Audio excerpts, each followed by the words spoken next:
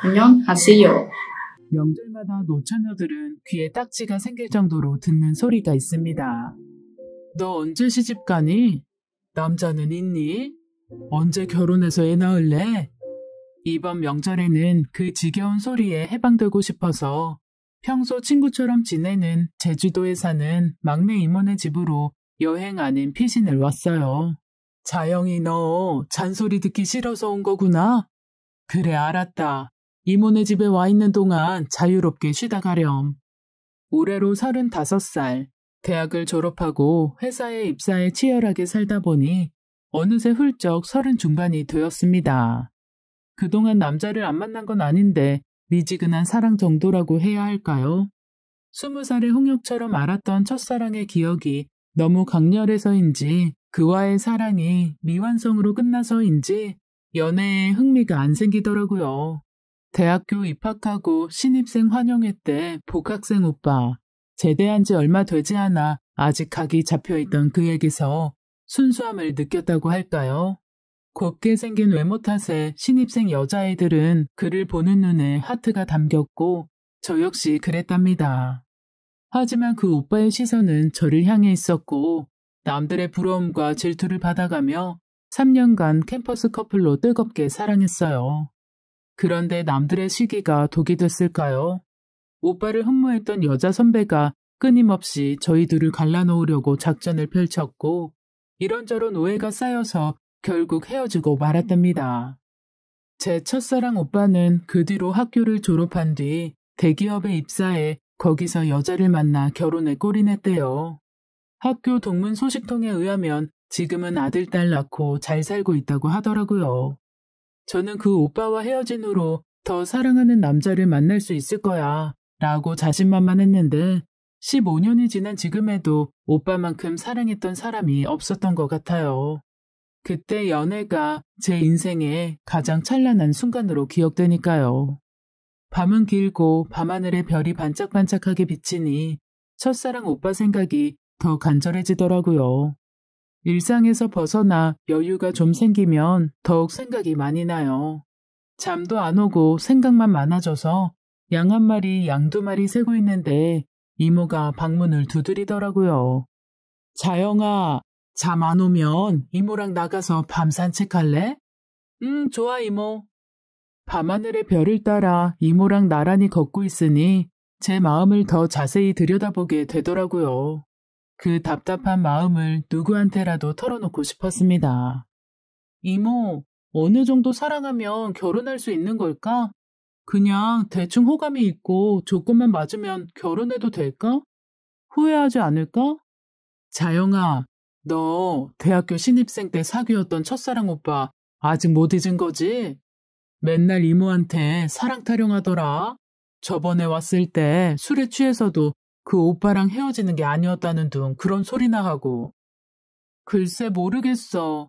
안 가본 길이라 아쉬운 건지 아니면 그 오빠가 하늘이 정해준 내 인생의 반쪽이었는데 내가 그걸 놓쳐서 후회하는 건지. 아무튼 어떤 남자를 만나도 그 오빠랑 비교되고 결국 그 첫사랑 오빠 생각만 나네. 내가 지독한 첫사랑을 했나 봐. 그래 맞아. 첫사랑의 기억은 강렬하고 그 흔적은 오래 남아있지. 이모도 그랬으니까. 이모도? 이모부가 첫사랑 아니었어? 그럴 리가. 이모부는 집에서 정해놓은 신랑감이었고 내 첫사랑은 따로 있었지. 무서웠던 너희 외할아버지 등살에 떠밀려 결혼하게 된 거야. 그러고 보니까 이모랑 이모부 사이가 그렇게 알콩달콩하지는 않았어. 그럼 이모 첫사랑은 누군데? 얘기 좀 해줘봐. 갑자기 이모 첫사랑 얘기가 무척 궁금해지는데? 이 얘기를 해도 될까? 아직 그 누구한테도 말한 적이 없는데. 이모, 너무 궁금해. 이모 첫사랑 얘기 듣고 나면 뭔가 내 마음의 답답함이 해소될 것 같아. 그래, 네가 첫사랑에 대해서 다시 생각할 계기가 된다면야 뭐. 그런데 정말 이건 비밀이다. 하다못해 너희 엄마한테도 얘기하면 안 돼. 알았어, 이모. 내가 그 약속 꼭 지킬게. 이제 그때 막내 이모에게 들었던 이모의 첫사랑 이야기를 여러분에게 들려드려 볼게요. 저는 그때 21 꽃다운 나이였어요. 젖살이 조금 빠져서 학생티를 벗고 제법 20대 여자의 아름다움이 느껴졌어요. 얼굴은 보드랍고 머릿결은 윤기가 흘렀죠. 동네의 아줌마들이 이 집 막내딸 얼굴에 물이 오르네 라며 한마디씩 거들고 그랬으니까요. 가부장적인 저희 아버지는 여자가 무슨 대학이냐며 혼처는 예전에 정해놨으니 집에서 1, 2년 신부 수업하다가 시집가면 된다고 이미 못을 박아놓은 상태였어요. 언니들도 그랬으니까 나도 그래야 하나보다 막연히 그렇게 생각하면서 어머니한테 살림을 정식으로 배웠지요. 밥 짓는 것, 빨래 개는 일, 이불 꼬매는 것까지 시집가서 소박 맞지 않으려면 잘 배워야 한다고 차근차근 하기 시작했어요. 딱히 뭘 하고 싶은지 뭘 좋아하는지 몰랐던 저는 이미 부모님이 정해놓은 인생의 길대로 무작정 걸어가고 있었지요. 그를 만나기 전까지는 말이에요. 영수가 요 시장 앞 쌀가게 옆에 과일가게 있지? 거기서 사과와 배 좀 사오너라. 아버지가 아침에 나가시면서 자시고 싶으시다네. 저번에 엄마가 사과와 배 고르는 방법은 일러줬지? 색깔이 곱고 모양이 바른지 잘 봐라. 아참, 그리고 흠집 없는지도 좀 보고. 간혹 담아주는 대로 샀다가 집에서 보면 흠집 있는 게 몇 개씩 보이더라고. 봉지에 담을 때 유심히 잘 봐야 한다. 어머니 심부름으로 과일 가게를 가는 길, 참새가 방앗간을 그냥 지나칠 수 없듯이 서점에 들어가서 저번에 읽다만 시집을 꺼내 구석에 앉아 읽기 시작했어요. 제가 참 좋아하는 김수영 시인의 시집이었죠. 어둠 속에서도 불빛 속에서도 변치 않는 사랑을 배웠다. 너로 해서. 그러나 너의 얼굴은 어둠에서 불빛으로 넘어가는 그 찰나에 꺼졌다 살아났다. 너의 얼굴은 그만큼 불안하다. 번개처럼 금이 간 너의 얼굴은. 김수영의 사랑. 그 책 사실 건가요? 낯선 남자의 굵직한 음성에 놀라 손에서 시집을 떨어뜨렸어요. 아니요, 그게 지금은 아니고 언니가 서울에서 오면 사주기로 했는데. 당황한 나머지 저는 아무 말이나 내뱉었어요. 책을 보다가 들켜서 그런 건지 아니면 낯선 남자가 말을 시켜서 그런 건지 괜히 떨리더라고요. 그 남자가 위아래로 나를 빤히 쳐다보는데 말을 잇지 못하고 얼버무리게 되었습니다. 네, 저는 이만 가보겠습니다. 안녕히 계세요. 그 남자한테 인사까지 하고 도망치듯이 서점을 뛰쳐나왔어요. 그리고 과일 가게까지 뛰어가는데 뛰어서 심장이 뛰는 건지 낯선 그 남자 때문에 뛰는 건지 심장이 계속 쿵쾅거리는 겁니다. 과일은 무슨 정신을 샀는지 모르겠어요. 넋 빠진 얼굴로 그냥 사과 배 주세요 그랬던 것만 기억나니까요. 과일을 사서 집으로 돌아가는 길 나를 빤히 쳐다보던 그 남자의 눈과 굵직했던 부드러운 음성이 메아리치듯 생각났어요. 하물며 그 남자한테 풍겨져 나왔던 라일락 향기까지 말이에요. 라일락은 내가 제일 좋아하는 향이었거든요. 영수가, 너 과일 제대로 보고 사온 거 맞니? 이 과일 가게 옆였네가 정말? 봉지 밑에 있는 사과는 죄다 꼭지가 썩었네. 배도 다시 바꿔야겠다. 아직 꼭지가 파래. 아버지 집에 오시기 전에 얼른 바꿔와라. 그리고 빨리 와서 엄마 저녁하는 거 도와야 한다. 아까처럼 늑장 부리면 안 돼. 엄마의 잔소리에 코끝에 맴돌았던 라일락 향기는 사라졌지만 이상하게 그 남자가 자꾸 생각나더라고요. 그 사람도 김수영 시인을 알고 있나? 그 책을 왜 사려고 하지? 동네에서 못 보던 사람인데. 우리 동네는 어떻게 왔을까? 머릿속에서 그런 궁금증들을 주고받고 있을 때 나는 기겁을 했어요. 그 남자가 바로 제 앞에 있었거든요. 무슨 일로 오셨나요? 네? 저는 아직 그 책을 살 건 아니고 엄마 심부름을 하려고 나왔는데 아까 서점에서 봤던 친구네. 여기는 서점이 아니라 과일 가게예요. 지금 과일 가게 온 거 아니에요? 네? 과일 가게요? 정신을 차리고 봤더니 과일 가게 앞이더라고요.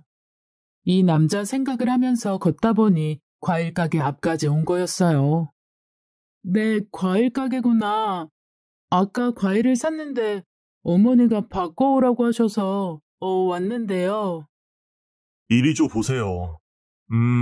어머니가 매우 까다로우신가 봐요. 제가 보기에는 별 문제 없는데. 아, 그게 어머니가 과일은 흠이 없고 색깔이 예쁘고 그런 과일을 골라야 시집 가서도 소박 안 맞는다고. 뭐 소박이요? 과일 하나 가지고 귀한 사람을 내보낸다는 게 말이 됩니까? 그런 남자라면 함께 인생을 살 이유가 없는 거 아닌가요? 아, 그게 여기 있어요. 과일 좋은 것으로 바꿔드렸고요.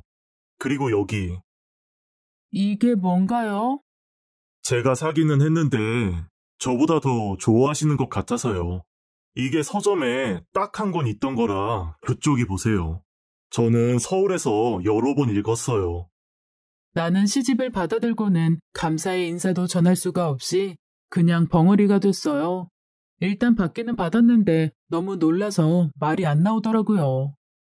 큰 언니 올 때까지 기다리지 말고 집에서 편하게 보세요. 아까 처녀 왜 다시 왔수? 과일 밖으로 왔어? 엄마, 사과 몇 개가 좀 그렇네. 내가 모양도 예쁘고 향기도 좋은 걸로 바꿔드렸어. 걱정하지 말고 어서 들어가서 쉬세요. 내가 마무리하고 들어갈게. 우리 엄마 새벽부터 너무 고단하셔. 말도 예쁘게 하는 우리 우영이 고맙다. 우리 아들 엄마 옆에 계속 있었으면 좋겠네. 그럼 처녀 잘 들어가요. 네, 감사합니다. 시집을 들고 돌아가는 길, 그 남자 생각에 정신이 몽롱해지는 겁니다. 이름이 우영이라고 했지? 여기에는 잠깐 온 건가? 과일 가게 아줌마 아들인 거지? 서울에서 뭘 하다 왔을까? 그 사람이 너무너무 궁금했어요. 이 떨리고 주체할 수 없는 마음은 대체 뭐지? 왜 자꾸 그 남자 생각이 나는 거야? 심장은 왜 이렇게 뛰는 거고? 대체 왜 이러는 거지? 영수가, 너 무슨 일이 있었니? 얼굴이 왜 이렇게 빨갛니? 아, 그래요? 얼굴이 빨개요? 정말 거울을 봤더니 양쪽 두 뺨이 발그스레해졌더라고요. 연한 핑크색 연지곤지 찍은 것처럼 여전히 가슴은 쿵쾅쿵쾅 뛰고 이런 게 시의 한 구절처럼 어둠 속에서도 불빛 속에서도 변치 않는 사랑인 건가? 안녕하세요. 별의별 생각이 다 들었습니다. 그런데 한 가지 확실한 건 자꾸 그 남자 생각이 난다는 거였죠. 아무리 다른 생각을 하려고 노력해도 오로지 그 사람 생각뿐이었어요. 그리고 며칠을 알았어요. 상사병이었던 것 같아요. 주체할 수 없는 마음에 감당할 수 없는 마음의 병이 난 거지요. 몸은 아팠는데 희한하게 얼굴은 더 예뻐지는 겁니다. 바로 사랑에 빠진 여자처럼요.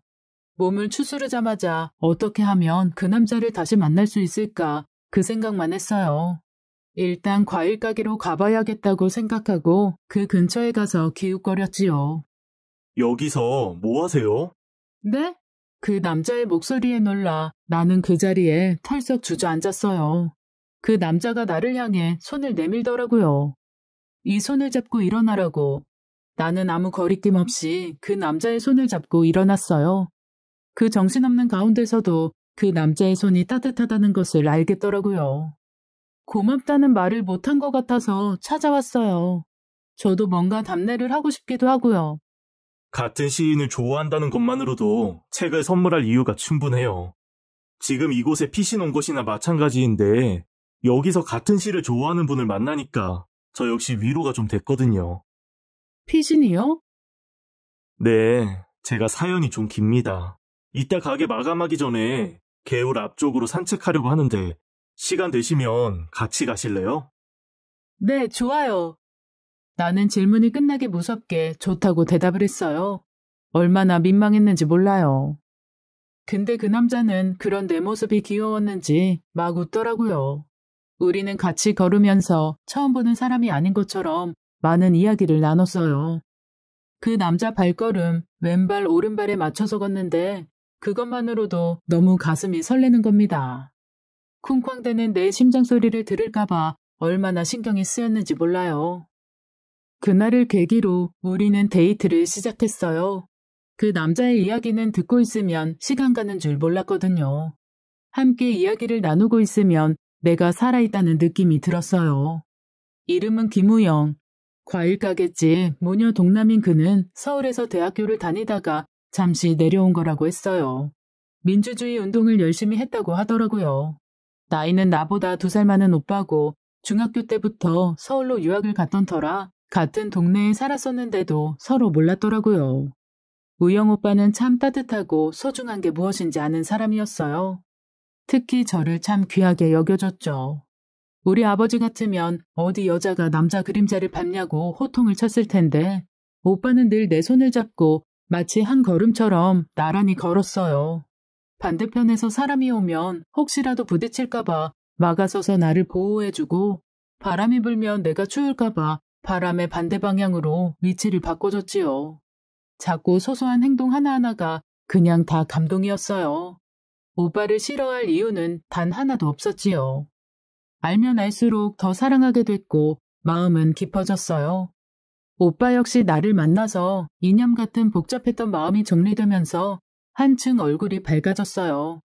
그리고 나에게 공부도 권하더라고요. 여자도 기회가 되면 공부해야 한다면서 서울에서 가져온 이런저런 책들을 빌려줬지요. 오빠는 내 첫사랑이자 내 인생에 나타난 구세주라고 할까요? 인생을 어떻게 살아야 할지 모른 채 그냥 부모님 뜻대로 살았던 내게 인생이란 어떤 것인지 어떻게 살고 싶은지 그런 것들을 꿈꾸게 했지요. 오빠를 알수록 오빠를 사랑할수록 나의 인생은 더욱 풍요로워졌어요. 그렇게 내 인생에서 가장 찬란한 시간을 보내고 있었는데 아버지가 청천벽력 같은 이야기를 하시는 거예요. 영수가 네 혼처 결정됐다. 추운 것만 지나면 혼례 올리자. 네? 결혼이요? 그래. 너도 이제 결혼해서 가정을 일궈야지. 준비해라. 아버지, 저 결혼 안 하고 싶어요. 어머, 얘 영수가 아버지한테 무슨 소리니? 이상한 소리 하지 말고 어서 들어가. 아버지의 불같은 성격을 아는 어머니는 나를 꾸짖으면서 상황을 종료시키더라고요. 저는 갑자기 닥친 상황에 절망스러웠어요. 화가 나고 답답하고 막막하고 어떻게 해야 할까 많은 생각이 오고 가는데 어머니가 제 방문을 열고 들어오시더라고요. 영수가, 우리 집에서는 아버지 뜻을 거스르는 것은 안 된다는 거 알고 있지? 너희 언니들도 오빠들도 아무도 아버지 뜻에 거역한 자식이 없어. 네가 아버지 뜻을 어기면 이 엄마는 제대로 못 산다. 자식 어떻게 가르쳤냐고 바로 엄마한테 뭐라고 하실 거야. 어머니, 저 싫어요. 저 사실 좋아하는 사람이 따로 있단 말이에요. 뭐라고? 너 그게 무슨 말이니? 너 요새 그래서 그렇게 자주 나가고 늦게 들어오는 게 그 사람 때문이니? 제가 어떤 삶을 살아야 할지 알려준 사람이에요. 제가 처음으로 마음을 준 사람이고요. 저 그 사람이랑 인생을 함께하고 싶어요. 얘가 무슨 소리야? 아버지라도 아시게 되는 날엔 너랑 나랑 다 이 세상 사람 아니다. 이상한 생각하지 말고 당장 마음 접어. 너 그리고 내일부터 외출 금지야. 나는 다음 날부터 집 밖으로 한 발자국도 나갈 수 없었어요. 그야말로 감금 생활이었지요. 우영 오빠가 나를 기다릴 텐데 그 사람이 내 걱정을 할 텐데 나도 너무 보고 싶은데 정말 미칠 것만 같았어요.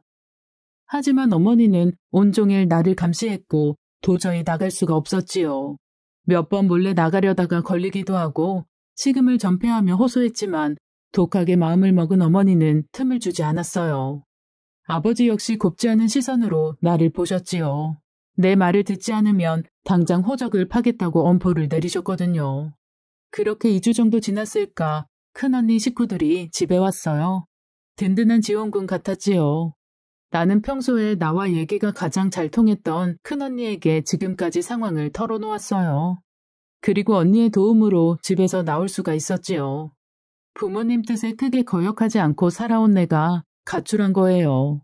어디서 그런 용기가 났을까? 우영 오빠를 만나야 한다는 일념 하나로 집을 나왔어요. 내 인생을 살아야겠다고, 내 사랑을 찾아야겠다고요. 과일 가게에 갔는데 오빠가 안 보이는 거예요. 대체 이 사람은 어디 있는 거지? 어디 가면 볼 수 있는 걸까? 혹시 서울에 다시 간 게 아닐까? 갖가지 불안한 생각들이 들면서 몸이 떨리더라고요. 그 순간 어떤 손이 나를 낚아채면서 끌고 뛰었어요. 바로 그토록 그리워한 우영 오빠였어요. 우리는 두 손을 꼭 잡고 정말 미친 듯이 뛰었어요. 누가 쫓아오는 것도 아닌데 무작정 뛰고 또 뛰었지요. 그렇게 도착한 곳은 우리의 아지트였던 개울가 근처 작은 시골집. 할머니 혼자 사시던 집이었는데 할머니가 작년에 돌아가시고 서울에 있는 자식들이 팔지 않고 그냥 둔 빈집이었지요. 우영 오빠의 부모님이 부탁을 받고 정기적으로 집을 관리해 주신다고 하더라고요. 그곳에 들어가니 이제야 안전하다는 생각이 들면서 안심이 됐어요. 그 사람의 얼굴을 보니까 하염없이 눈물이 흐르면서 우리는 부둥켜 안고 한참을 울었지요. 우리 어머니가 과일 가게에 찾아가서 나의 상황을 얘기했더라고요. 오빠 역시 그 얘기를 듣고 2주간 뜬 눈으로 밤을 지새웠다며 내 얼굴을 어루만져 주었습니다. 우리의 간절한 마음이 통하면서 눈물을 흘리며 입을 맞추었어요. 그래, 오늘 나는 이 사람의 여자가 되겠다라고 결심하고 나를 맡겼어요. 전혀 두렵지 않았어요. 이 세상에 태어나서 내가 처음으로 사랑한 남자. 이 사람만 내 옆에 있다면 나는 아무 걱정이 없었거든요. 그의 떨리는 두 손이 내 셔츠의 단추를 풀려는 찰나 그 사람의 눈과 내 눈이 마주쳤지요. 나는 오빠, 내 순정을 당신께 드려요 라고 눈빛을 보냈어요. 그 눈빛을 느낀 오빠는 다시 셔츠에 단추를 잠그고 그냥 나를 꼭 안아주는 겁니다. 아주 뜨겁게 말이에요. 영수가 너를 정말 아낀다. 그리고 사랑한다. 넌 내 인생의 미주야. 그런 너와 이렇게 첫날 밤을 보낼 수는 없어. 누구보다 가장 아름다운 신부로 너를 맞아 가장 뜻깊은 첫날 밤을 보낼 거야. 오빠가 너희 부모님을 설득하고 너를 정식으로 데리고 올게. 그러니 우리 조금만 참자. 내가 데리러 갈 때까지 기다려줘. 나를 정말 소중하게 생각하는 그의 마음이 온전히 느껴져 하염없이 눈물만 흘렸어요. 우리는 그렇게 꼭 안고 서로를 토닥이면서 하룻밤을 보냈죠. 길고도 짧은 시간이었어요. 우영아, 문 열어라. 처녀 부모님이 같이 오셨다. 그 소리에 화들짝 놀란 우리는 마음을 가다듬고 두 손 꼭 붙잡은 채로 밖으로 나갔어요. 영숙이 부모님, 제가 아직 준비되지는 않았지만 조금만 기다려주시면 학교 졸업한 뒤 영숙이를 데리고 가겠습니다. 부디 저희의 마음을 헤아려 주세요. 아버지는 무서운 눈을 하시고는 아무 말도 하지 않으셨어요. 침묵이 더 무섭더군요. 아버지는 먼저 발걸음을 옮기셨고 나는 어머니 손에 이끌려 집으로 왔어요. 그리고 한 달 후에 우리 집은 30년 동안 살았던 동네를 떠나 서울로 이사를 왔습니다. 시집도 안 간 처녀가 야반 도주했다는 소문이 돌까봐 서둘러 이사를 하셨지요. 마침 큰오빠 일을 아버지가 도와야 했던 터라 우리 집의 서울행은 자연스러웠어요. 그리고 2달 후 나는 아버지가 정해놓은 그 혼처에 시집을 가게 됐어요. 우영 오빠의 약속을 굳게 믿었던 터라 결혼식 전날까지도 오빠가 나를 데리러 올 것이라고 생각을 했거든요. 그런데 결국 그 사람은 오지 않았고 나는 도살장에 끌려가는 것처럼 혼례를 치르게 됐습니다. 결혼 생활은 암담했어요. 말이 통하지 않는 사람과 산다는 것은 그야말로 고통이었지요. 나는 점점 얼굴에 생기를 잃어갔어요. 그냥 내 뜻대로 살지 못하고 죽는 것이 인생인 건가? 그런 생각만 하게 됐지요. 하루하루를 사는 희망이 없고 즐거움도 없었어요. 그렇게 세월은 흘렀고 아들과 딸을 낳아서 그냥 평범한 아내, 평범한 엄마로 살게 됐지요. 무료했고 영혼이 없는 삶 같았어요.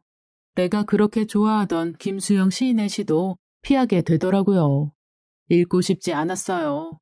다 읽고 나면 그 사람 생각이 나서 눈물이 솟구칠까봐 다시 돌아가고 싶을까봐 참고 또 참았습니다. 이미 다른 사람의 아내가 된 내가 어떻게 돌아갈 수 있겠어요. 나중에 동네 친구를 통해 들은 소식에 의하면 그 사람은 운동권 학생이어서 잠시 고향에 피신을 온 거였는데 나와 야반도주한 며칠 후 경찰이 찾아와 데려갔다고 하더라고요. 과일 가게 부모님은 몇 년간의 옥바라지를 하셨는데 아들 출소 후 과일 가게를 접고 그 옆 마을로 이사를 하셨대요. 그래서 나를 데리러 못 온 거구나. 해가 지날수록 그 사람에 대한 기억과 생각은 조금씩 옅어졌고 내 인생은 더욱 몸이 건조해졌어요. 그렇게 30년을 살았습니다. 참 재미없게 말이에요. 남편과 싸울 때마다 혹은 삶이 지루하게 느껴질 때마다 그 사람이 생각났어요. 그 사람이라면 어땠을까? 우영 오빠라면 그 사람과 부부로 살았다면 지금 나는 다른 사람이 되어 있겠지. 그 사람과 보내지 못한 첫날 밤에 대한 아쉬움도 너무 컸어요. 그때 그 사람과 첫날 밤을 보냈더라면 내 인생이 바뀌지 않았을까?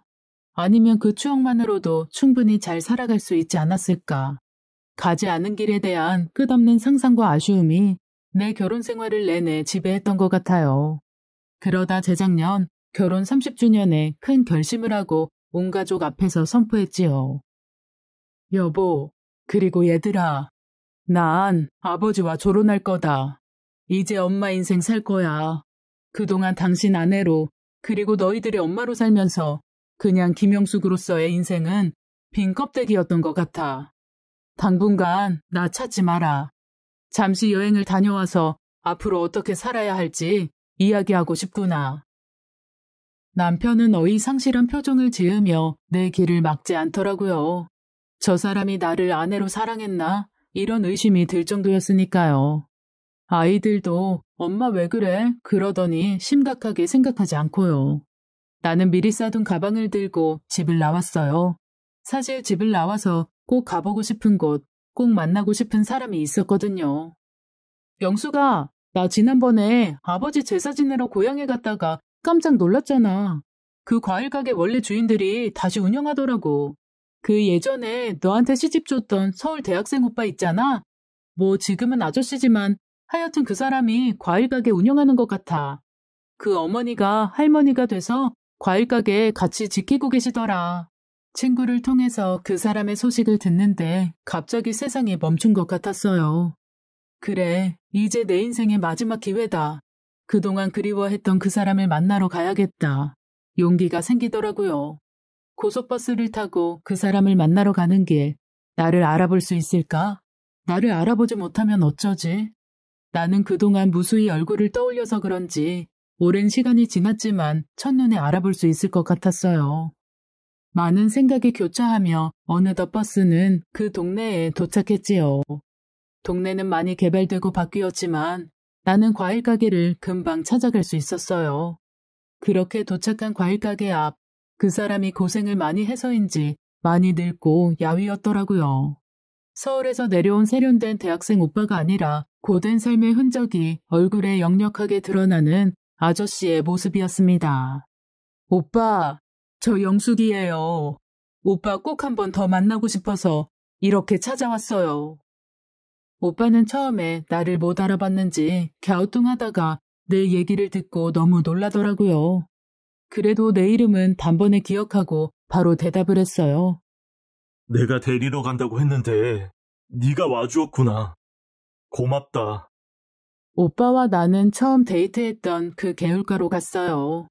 지금은 개발돼서 개울 옆에 멋진 공원이 생겼더라고요. 물길 따라 공원을 걸으며 우리는 지난 세월에 공백을 전혀 느끼지 못하고 이야기를 나눴어요. 그 사람은 몇 년간 감옥에서 고초를 겪으면서 몸이 많이 상했다고 하더라고요. 출소 후 불의의 교통사고까지 나서 한쪽 다리도 절개되고요. 부모님이 하나밖에 없는 아들 이러다 잃게 될까봐 걱정됐는지 학교를 중퇴시켰다는 겁니다. 그리고 다시 고향에 내려와 부모님 일 도우며 살다가 몇 해 전에 다시 이 동네에 과일 가게를 열게 됐대요. 그리고 부모님이 동네에서 눈여겨보던 참한 섹시함과 결혼도 했고 그렇게 자식 낳고 살고 있다고 하더라고요. 출소 후에 너를 찾으러 가려고 했는데 몸이 너무 상해서 갈 수가 없었어. 그리고 사고 당한 이후에는 내 처지가 너무 초라해서 갈 수가 없었고. 변명같이 들리겠지만 미안하다. 약속 못 지켜서. 그리고 아주 그리웠다. 그냥 눈물이 났어요. 이제 그 시절 영숙이로 돌아갈 수 없다는 것과 내 눈앞에 초라해진 이 사람과 그리고 나의 모든 상황이 교차되면서 어떤 감정인지 잘은 모르겠는데 그냥 눈물이 계속 흐르더라고요. 오빠, 정말 많이 그리웠어요. 오빠는 제 첫사랑이거든요. 그 사랑을 못 잊고 그 감정들을 정리 못한 채 여태껏 살았네요. 가정을 일구고 살았지만 저는 그 안에 온전히 다 없었어요. 일부는 아직도 첫사랑을 그리워하는 영숙이로 남아있었죠. 꼭 한번 만나고 싶었어요. 왜 나를 데리러 안 왔냐고 원망도 하고 싶고 무슨 일이 있었냐고 걱정도 하고 싶고 저처럼 살면서 제 생각을 했는지 묻고도 싶고요.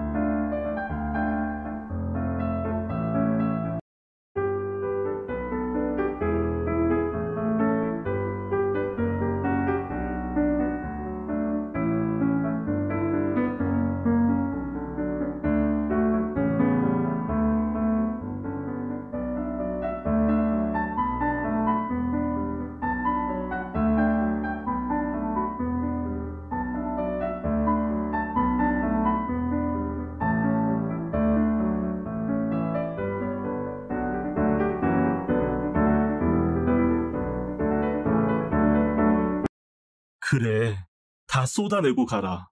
오늘 밤새 내가 너의 이야기를 들어줄게. 너의 눈물을 닦아줄게. 잠가놨던 너의 감정들을 다 꺼내서 털어놓고 그리고 버리고 가. 그래서 밤새 저와 오빠는 옛날로 돌아간 것처럼 이야기를 나눴어요. 처음에는 어색할 줄 알았는데 이야기가 술술 나오더라고요. 어떤 얘기를 할 때는 웃다가 그러고 또 울다가 그러면서 나는 내 속 깊은 곳에 있는 감정들까지 다 꺼내서 소진하고 있었습니다. 영수가 나한테뿐만 아니라 너는 누구한테도 사랑스럽고 고운 사람이야. 아마 너의 신랑에게도 그럴 것이야. 어쩌면 반쪽만 있는 네가 온전하게 오기를 계속 기다리고 있는지도 몰라. 나는 너에게 스쳐가는 사람이야. 이제 나를 스쳐보내고 자유롭게 사랑하고 마음껏 행복해라. 네, 그럴게요. 이제 추억은 가슴에 묻고 제 인생을 살 수 있을 것 같아요. 내 첫사랑 우영 오빠, 이제 안녕. 다음 날이 되고 우리는 악수하고 헤어졌어요. 야반 도주한 다음 날 헤어졌을 때는 온몸이 부서지는 듯 아팠는데 이번에 헤어질 때는 정말 제대로 된 마지막 같았어요. 이제 내 첫사랑을 온전히 가슴에 묻고 살 수 있겠더라고요. 며칠 더 혼자 여행을 즐기다가 집으로 돌아왔어요. 남편이 돌아온 나에게 그러더라고요. 당신이 항상 옆에 있어서 나는 몰랐는데 당신의 빈자리를 느끼고 나니까 내가 당신을 얼마나 사랑하는지 알겠더라. 우리는 부모님이 정해주신 대로 만나서 뜨겁게 열렬히 사랑해서 결혼한 것은 아니지만 그래도 자식들 낳고 살 부대끼며 살면서 내 인생의 사랑은 당신 한 명뿐인 것 같아. 저는 그 고백을 듣고 지난날에 갇혀서 지금의 사랑을 제대로 느끼지 못했던 것에 반성했어요. 그리고 저도 말했지요. 여보, 나도 당신을 사랑해. 사랑하고 있었는데 나도 미처 몰라서 그동안 따뜻하게 말하지 못해서 미안해. 그리고 저와 남편은 여기 제주도로 내려와서 처음 사랑에 빠진 연인처럼 살게 되었습니다. 젊었을 때 하지 못했던 표현들, 이야기들 마음껏 하면서 닭살 돋게 살고 있지요. 아이들은 엄마 아빠가 나이 들어서 주책이라고 하는데 저희는 신경 쓰지 않고 첫사랑에 빠진 것처럼 행복하게 살고 있어요. 여기까지가 제 이모의 이야기입니다. 이모, 정말 서프라이징한 얘기다. 우리 이모 정말 대단해. 자영아, 내가 이런 비밀스러운 이야기를 너한테 털어놓는 것은 첫사랑에 대한 아쉬움에 빠져서 너에게 오는 사랑을 혹은 네가 현재 받고 있는 사랑을 놓치지 말라는 거야. 아쉬움이 그리움이 되고 그리움이 사랑의 전부라고 착각할 수 있거든. 너는 이모 같은 실수 안 하길 바라는 마음으로 길고 긴 이야기를 꺼냈다. 이모 고마워. 어려운 얘기 해줘서 정말 고마워. 내가 오늘 들은 얘기는 성능 좋은 국산 지퍼로 내 입을 확 잠갔다. 이모의 이야기를 듣고 그날 밤 참 편하게 잠을 잤어요. 제 속에 남아있었던 감정 찌꺼기들이 다 나간 느낌이랄까요. 첫사랑은 물론 추억이 되어 제 가슴속에 있는데 나머지 감정의 찌꺼기들이 남아서 나를 괴롭히는 것은 아닌지 객관적으로 생각하게 되었습니다. 저는 다음날 서울행 비행기 티켓을 끊었어요. 이모, 나 오늘 서울 올라갈게. 모레까지 있는 것 아니었어? 지금 가면 어떻게 하려고? 네 엄마 아빠뿐 아니라 친척들까지 다 잔소리할 텐데. 어제 이모랑 얘기하고 나서 생각나는 사람이 한 명 있어. 빨리 만나서 내 감정이 어떤 건지 확인해보고 싶어. 이모는 떠나는 저를 꼭 안아주었어요. 이모의 품은 참 따뜻하고 포근했습니다. 이모와 이모 가족들의 배웅을 받았는데 손을 꼭 잡고 한 손으로 인사를 건네는 이모와 이모부의 모습에 미소가 지어졌습니다. 그리고 서울로 올라가서 썸남이었던 그에게 만나자고 전화를 걸었죠. 몇 번을 만나자고 해도 이런저런 핑계를 대며 거절했던 여자가 뜬금없이 전화해서 만나자고 하니 그 남자의 목소리에서는 당황한 기색이 역력했습니다. 저에게 남아있었던 감정의 찌꺼기들은 모두 도려내고 제 마음이 비어있는 상태에서 그를 다시 만나보려고요. 그의 진심이 제 마음을 얼마만큼 채울 수 있을지 확인해보고 싶었거든요. 이 사람이 저와 어떤 사랑을 하게 될지 모르겠지만 일단 그동안 저에게 보여줬던 마음을 받아들이기로 했어요. 이제 제 인생에도 첫사랑보다 더욱 진한 사랑이 시작될까요? 저희 이모의 길고 긴 첫사랑 이야기 어떠셨나요? 안녕하세요.